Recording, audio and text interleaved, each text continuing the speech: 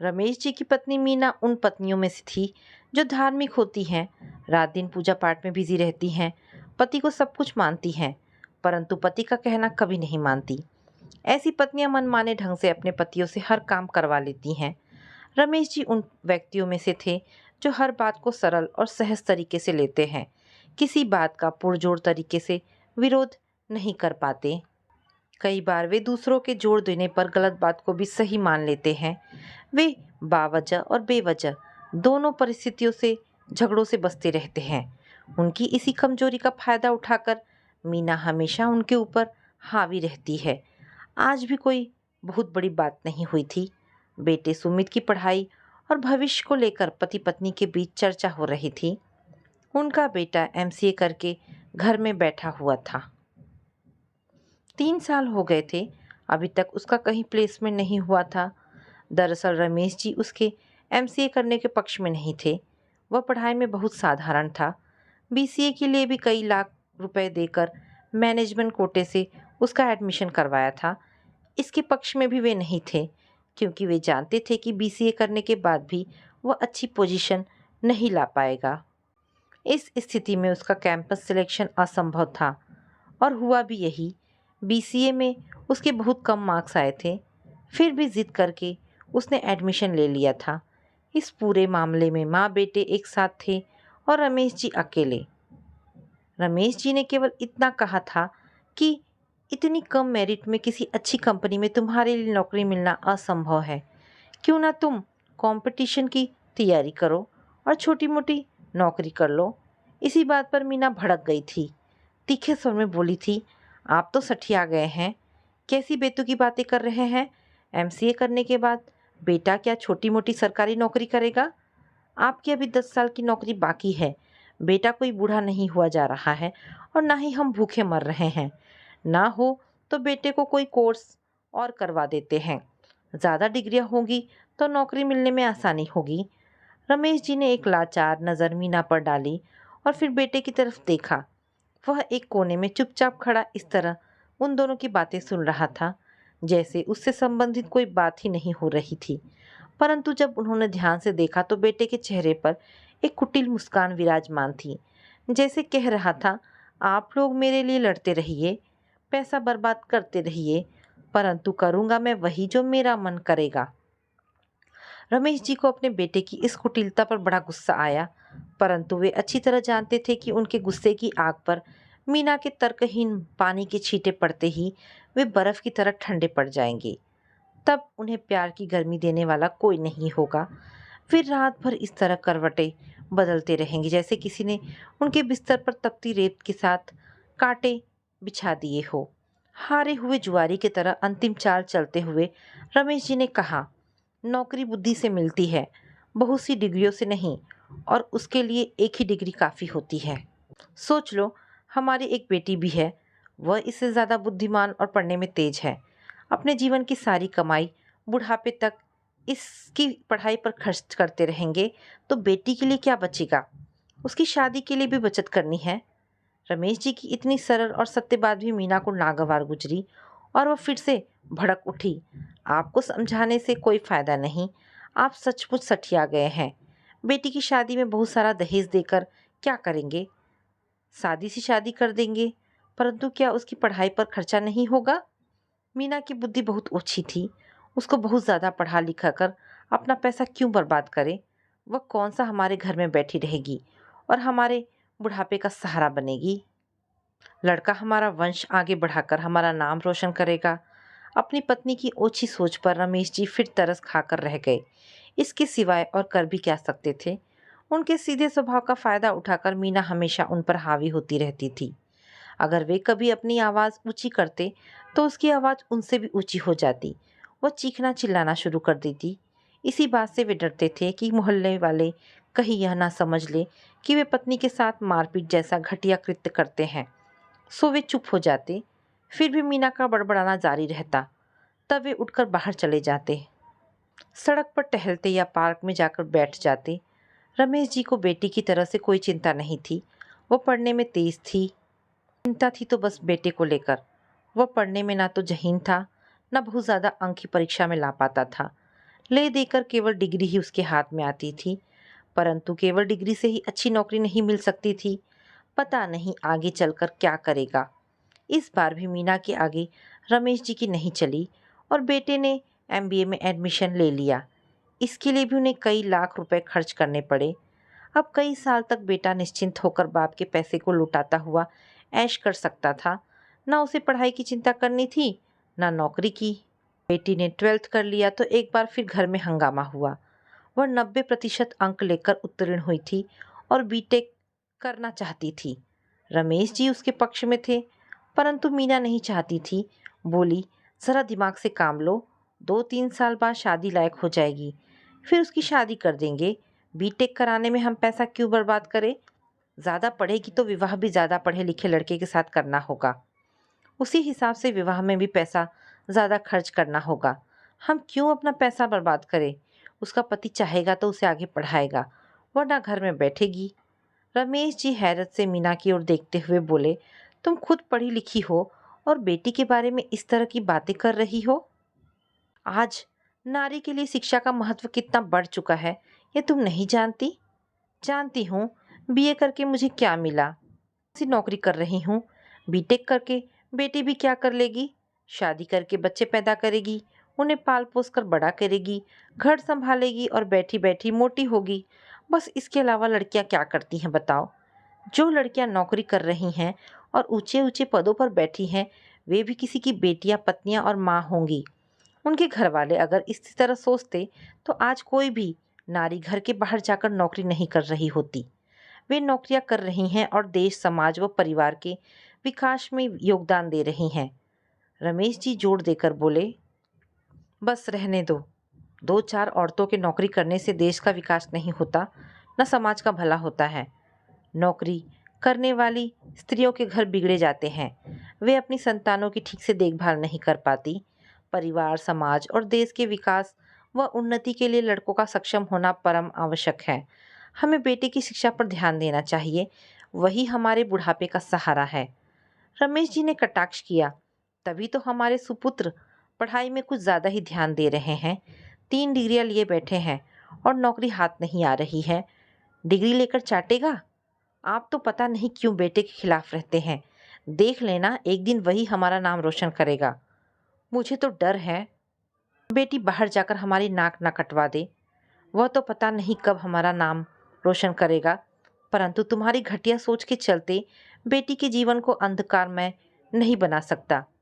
बेटे के लिए तो हमेशा अपनी मनमानी करती रही, परंतु बेटी के संबंध में तुम्हारी एक भी नहीं चलने दूंगा। वह जहाँ तक पढ़ना चाहेगी मैं पढ़ाऊंगा। रमेश जी उत्तेजना में उठकर खड़े हो गए। बेटी के ऊपर पैसा बर्बाद करके एक दिन पछताओगे। बेटे के ऊपर खर्चा करके मैं कौन सा सुख भोग रहा हूँ? रमेश जी की बात पर मीना इस तरह चीखने चिल्लाने लगी जैसे पति से नहीं किसी और से कह रही हो। अरे देखो तो इस भले आदमी को, कैसी अनहोनी की बातें कर रहा है। बेटे से ज़्यादा इसको बेटी की पड़ी है। अपने घर में आग लगाकर कोई हाथ सेकता है। मैं तो हार गई इस आदमी से। पता नहीं कैसे इतने दिनों तक झेलती रही। देख लेना, यह घर को बर्बाद करके रहेगा। और वह झूठ मूठ के आंसू बहाने लगी। ऊंची आवाज में चीखना, चिल्लाना और रोना धोना, यही उसके सशक्त हथियार थे। ऊंची आवाज से वह अपने पति की आवाज को दबाती थी और आंसुओं से अपनी बात मनवाती थी। आज तक वह अपने इन्हीं 2 हथियारों का प्रयोग करती आ रही थी, लेकिन आज वे दोनों निरर्थक सिद्ध होने वाले थे। इस बार रमेश जी मीना की आवाज़ से थोड़ा दबे, परंतु उसके आंसुओं से पराजित नहीं हुए। उन्होंने ठान लिया कि इस बार मीना की बात नहीं मानेंगे। वे बाहर जाने के लिए मुड़े, तभी उनको मीना के अलावा किसी और की सिसकियों की आवाज़ सुनाई पड़ी। उन्होंने ध्यान नहीं दिया। उनकी बेटी निकिता वहीं पर खड़ी थी। वे बेटी के पास गए। तुम क्यों रो रही हो बेटी? उन्होंने पूछा। निकिता की रुलाई और तेजी से फूट पड़ी। रमेश जी ने किसी तरह उसे चुप कराया और बाहर के कमरे में लाकर पूछा, आप बताओ, तुम्हें क्या दुख है? पापा, मेरी वजह से आपके और मम्मी के बीच झगड़ा हुआ। मैं आगे पढ़ाई नहीं करूंगी, उसने हताश स्वर में कहा। रमेश जी एक पल के लिए हतप्रभ से खड़े रहे, फिर बेटी के सिर पर हाथ रखकर बोले, बेटा, तुम पढ़ाई करोगी। भविष्य का ही सवाल नहीं है। मेरे आत्मसम्मान का भी सवाल है। तुम समझ रही हो ना, तुम्हें कुछ बनकर दिखाना है। पर तुम्हें कुछ बनाकर मैं दिखाना चाहता हूँ कि बेटियाँ किसी से कम नहीं होती। बेटे ही नहीं, बेटियाँ भी माँ बाप का नाम रोशन करती हैं। निकिता समझ गई, बहुत पहले ही समझ गई थी। वह एक अच्छे भले सुसंस्कृत और आर्थिक रूप से संपन्न परिवार में पैदा हुई थी, परंतु इस छोटे से घर में उसकी सगी माँ की सोच दकियानूसी और पुरातनपंथी थी। जब उसका बचपन जवान होने लगा था, तभी उसकी समझ में आ गया था कि उसकी माँ की नज़रों में वह एक बोझ के समान है। उसका बड़ा भाई माँ की आंखों का तारा है। हर पल वह पक्षपात का शिकार होती थी। गलती न होने पर भी उसे झिड़कियाँ, डांट और कभी कभी मार भी पड़ती थी, परंतु दूसरी तरफ भाई की बड़ी से बड़ी गलती भी उसे माफ़ कर दिया जाता था। खान पान, कपड़े लत्ते में भी भाई को वरीयता दी जाती थी। माँ की हठधर्मी से इस घर का माहौल हर पल खराब बना रहता था। माँ के अनुचित व्यवहार से न केवल वह दुखी रहती थी, बल्कि रमेश जी भी उदास और थके थके से रहते थे। वह पापा का दर्द समझती थी, परंतु कुछ कर नहीं सकती थी। सभी दुखों और कष्टों से निजात पाने के लिए वह किताबों की दुनिया में खो गई। वह अपना ज़्यादातर समय पढ़ने में बिताती, ताकि माँ की खिटखिट से छुटकारा मिल जाए और पिता का उदास व थका चेहरा देखकर उसकी उदासी और ज़्यादा ना बढ़े। पढ़ाई में उसकी एकाग्रता के कारण ही वह अच्छे नंबरों से पास होती रही। रमेश जी के लिए बेटी को उच्च शिक्षा दिलाना एक प्रतिष्ठा का प्रश्न बन गया था। उनके प्रोत्साहन से निकिता ने लगन से तैयारी की और उसका एक अच्छे कॉलेज में दाखिला हो गया। रमेश जी ने उसे हॉस्टल में डाल दिया, ताकि घर के माहौल से वह दूर रहकर मन से पढ़ाई कर सके। रोज रोज की बकझक और लड़ाई झगड़े से वह पढ़ाई में मन कैसे लगाती। इस बीच पति पत्नी के बीच कितने विवाद हुए, वाक युद्ध हुए, कितने लीटर आंसू बहे, कितनी धमकियां दी गई। इन सब का बयान करना बेमानी है। बस इतना कहना पर्याप्त है कि दोनों तरफ से तलवारें खींची थी, परंतु कत्ल नहीं हो रहे थे। यही गनीमत थी। यह तनाव घर में काफ़ी दिनों तक बना रहा, परंतु धीरे धीरे ख़त्म हो गया। निकिता और उसके पापा के बीच रोज़ फ़ोन पर बातें होती थी। निकिता माँ से भी बातें करती थी। पहले तो माँ ऐठी रहती थी, परंतु धीरे धीरे वह सामान्य हो गई। जिंदगी की ऊंची नीची डगर पर सब लोग हिचकोले खाते हुए यूं ही आगे बढ़ रहे थे। घर का माहौल कुछ दिनों से सहमा सहमा और डरावना सा था। रमेश जी ने इस तरफ ज़्यादा ध्यान नहीं दिया। वे अपनी नित्य क्रियाओं में व्यस्त रहते, ऑफिस जाते और घर पर आकर पढ़ने में व्यस्त रहते। मीना वैसे भी उनसे खींची खींची रहती थी, इसलिए वे उसके किसी प्रसंग में दखल नहीं होते थे। दफ्तर से आकर वे ड्राइंग रूम में बैठे ही थे कि मीना अपना तमतमाया हुआ चेहरा लेकर उनके सामने खड़ी हो गई। लगभग चीखते हुए बोली, आपको पता है इस घर में क्या हो रहा है? रमेश जी ने इस तरह सिर उठाकर मीना को देखा, जैसे कह रहे हो मुझे कैसे पता चलेगा, घर में तो तुम रहती हो। फिर उपेक्षित भाव से बोली, बताओ, सुमित एक सप्ताह से घर नहीं आया है। अच्छा, मुझे तो वह कभी घर में नहीं दिखता। तुम्हें पता होगा वह कहाँ होगा? न पता हो फोन करके पूछ लो। पूछा है, कहता है कि अपनी गर्लफ्रेंड के साथ रहने लगा है, लिव इन रिलेशनशिप में। रमेश जी एक पल के लिए हतप्रभ रह गए, फिर एक व्यंग्यात्मक मुस्कान उनके चेहरे पर दौड़ गई। खुशी की बात है, उसने माँ बाप को शादी के झंझट से बचा लिया। सोचो, लाखों रुपए की बचत हो गई। तुम बेटी की शादी का खर्च बचाना चाहती थी, तुम्हारे बेटे ने स्वयं की शादी का खर्च बचा दिया। मीना धम्म से सोफे के दूसरे किनारे पर गिर सी पड़ी। वह रमेश जी के पैरों की तरफ झुकती हुई बोली, आपको मजाक सूझ रहा है और मेरी जान निकली जा रही है। वह ना तो कोई नौकरी कर रहा है, ना उसका एमबीए पूरा हुआ है। ऐसे में वह बर्बाद हो जाएगा। वह लड़की उसे बर्बाद कर देगी। रमेश जी गंभीर हो गए। पत्नी के प्रति घृणा करते हुए भी उन्होंने सहानुभूतिपूर्वक लहजे में कहा, तुम चिंता मत करो, लड़के के सिर पर अभी प्रेम का भूत सवार है। ऐसे प्रेम में गंभीरता और स्थायित्व नहीं होता। लिव इन रिलेशनशिप बंधन रहित होते हैं। इनमें एक ना एक दिन खटास अवश्य आती है, चाहे शादी को लेकर, चाहे बच्चों को लेकर या कमाई को लेकर, या फिर उनके बीच में कोई तीसरा आ जाता है। जो रिश्ते शारीरिक आकर्षण पर आधारित होते हैं, उनकी नियति और परिणति यही होती है। जहाँ परिवार और समाज नहीं होता, देख लेना एक दिन सुमित और उस लड़की का रिश्ता टूट जाएगा। परंतु वह कुछ करता धरता नहीं है, उसका भविष्य चौपट हो जाएगा। वह तो होना ही है। जिस तरह की परवरिश और संस्कार तुमने उसको दिए हैं, उसमें उसका बिगड़ना आश्चर्यजनक नहीं है। न बिगड़ता तो आश्चर्य होता। अब हम कुछ नहीं कर सकते। ठोकर खाकर अगर वह सुधर गया तो समझो सुबह का भूला शाम को घर वापस आ गया, वरना परंतु उसका खर्चा कहाँ से चलेगा? मुझे लगता है वह लड़की कहीं ना कहीं नौकरी अवश्य करती होगी। जब तक उसके मन में सुमित के लिए प्रेम रहेगा, वह उसका खर्चा उठाती रहेगी। जिस दिन उसे लगा कि सुमित उसके लिए बोझ है या कोई अन्य लड़का उसके जीवन में आ गया, वह सुमित को ठोकर मार देगी। मीना रोने लगी। रमेश जी ने उसे चुप नहीं कराया, कोई फायदा नहीं था। यह मीना की नासमझी का परिणाम था, परंतु सुमित के पतन के लिए वह अकेली दोषी नहीं थी। इसमें सुमित का भी बहुत बड़ा हाथ था, क्योंकि कोई भी युवक नासमझ नहीं होता कि उसे अपने कर्मों के परिणामों का पता नहीं होता। प्यार उसने अपनी बुद्धि और विवेक से किया था और उसने कुछ सोच समझकर अपनी प्रेमिका के साथ रहना स्वीकार किया होगा। पढ़ने में वह कमज़ोर था, तो इसमें उसकी नालायकी और कामचोरी थी। हम जो कर्म करते हैं उनके लिए स्वयं जिम्मेदार होते हैं। हम अपनी गलतियों के लिए किसी और को जिम्मेदार नहीं ठहरा सकते। रमेश जी के लिए चिंता का विषय था कि बेटा बिगड़ गया था, परंतु वे बहुत अधिक परेशान नहीं थे। पत्नी की हठधर्मी और मनमानी में उनका कोई हाथ नहीं था। उन्होंने तो हर कदम पर उसे रोकने और समझाने की कोशिश की, परंतु वह उल्टी खोपड़ी की औरत थी। हर सही बात उसे गलत लगती और हर गलत बात अच्छी। उसका दुष्परिणाम एक ना एक दिन सबके सामने आना ही था। कहा तो मीना को चिंता थी कि ज्यादा पढ़ाने से बेटी बिगड़ जाएगी। कहाँ बेटा बिगड़ गया। जिसे वंश आगे बढ़ाना था, खानदान का नाम रोशन करना था, वही घर के सारे चिराग बुझाकर खुद अंधेरे में गुम हो गया था। निकिता के बीटेक का यही अंतिम वर्ष था। एक दिन उसने पापा को फोन किया। पापा, एक खुशखबरी है। क्या बेटा, बोलो। रमेश जी ने उल्लास से पूछा। पापा, मेरा सिलेक्शन हो गया है। निकिता खुशी से चहक रही थी। रमेश जी का हृदय खुशी से झूम उठा। शरीर में एक झुरझुरी सी उठी।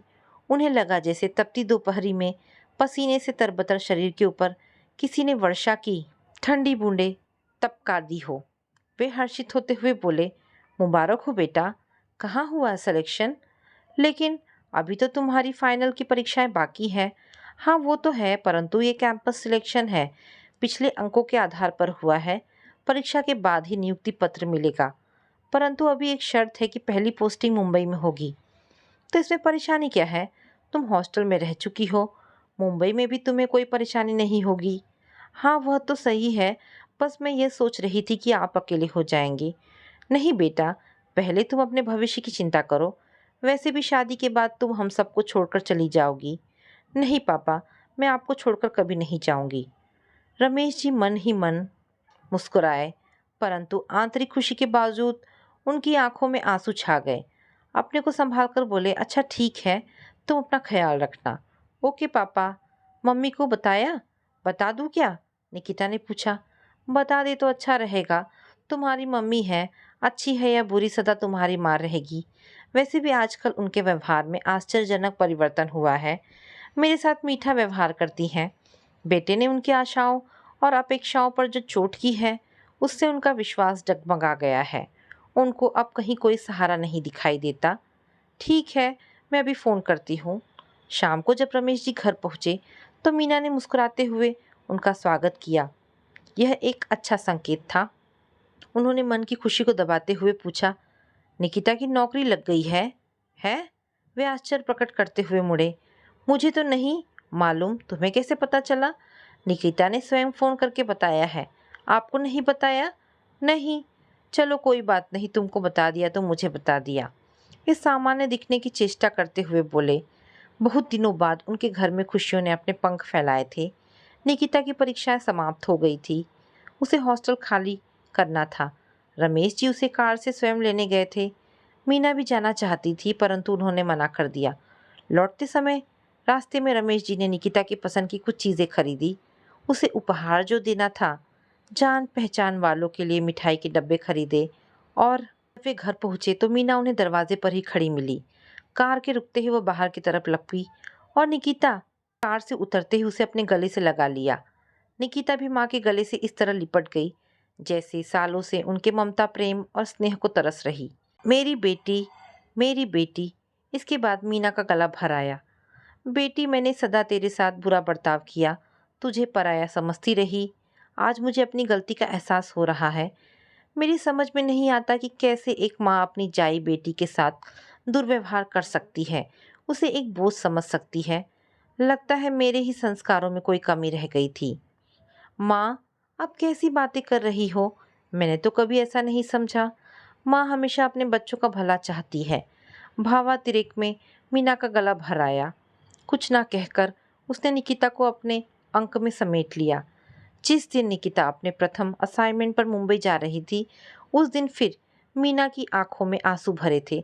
उसने अपने अंक में समेटते हुए बोली, बेटी, जाते जाते मैं एक बात स्वीकार करती हूँ कि जिसे मैं घर का चिराग समझती थी वह जुगनू भी नहीं निकला, और मैं जिसे कंकड़ समझकर ठुकराती रही वह हीरा निकला। बेटा, तुम ही मेरे घर का चिराग हो। आशा करती हूँ कि अपने जीवन में कोई ऐसा कदम नहीं उठाओगी जो हमें बेटे की तरह दुख दे जाए। निकिता माँ की बात समझ गई और दृढ़ स्वर में बोली, मम्मी, आप मेरी तरफ से निश्चिंत रहे।